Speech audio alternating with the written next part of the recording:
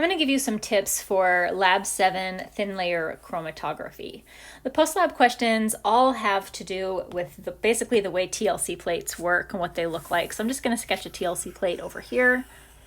And typically when we're setting up a TLC plate, we're going to have one side of the TLC plate. I'm going to make it the left-hand side. This is going to be our reference spot or spots, depending on how many there might be.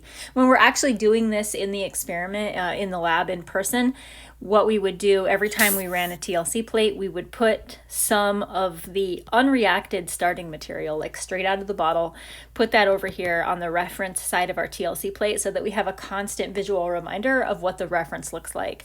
And so I'm just going to say for the little drawing I'm making here that my reference is just one single substance that shows up right here in this spot. Is what it looks like. And then on the other side of the TLC plate, we're going to put spots that correspond to our reaction.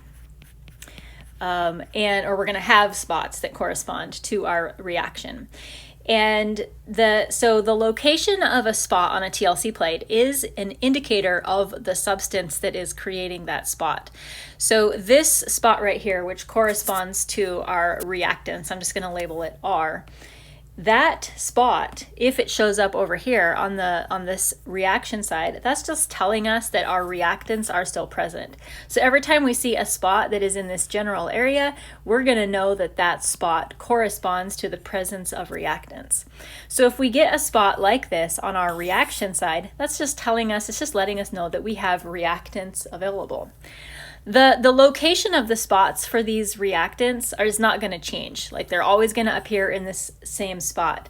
But as the reactants get consumed, their presence, their quantity gets smaller and smaller. The spot is going to get smaller and smaller as well. It's still going to always show up in the exact same spot, in the exact same place, but the size of this spot gives us a little bit of a visual about how much stuff is left.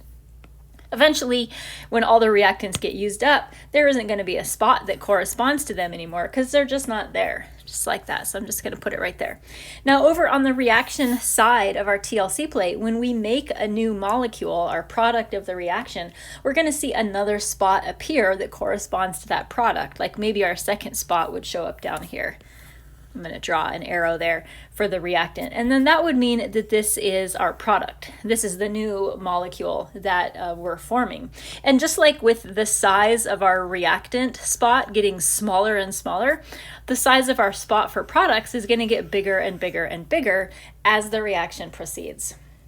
So with that in mind, the questions that you have when a third spot appears on the right side of the TLC plate, that's going to be a product. What does that new spot correspond to? Look that up and see what you're making in the reaction. Why do some spots get smaller and smaller? It's referring to the spots on the right-hand side.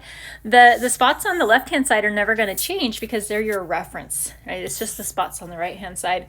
When only one spot remains, the reaction is complete, and I want you to explain why, when you only have one spot left, you know for sure that the reaction is complete. If you keep taking TLC plates, do you think the appearance of the TLC plates is going to change? So eventually, will you get to a point where the TLC plates stop changing, or will they just continue to change forever and ever and ever?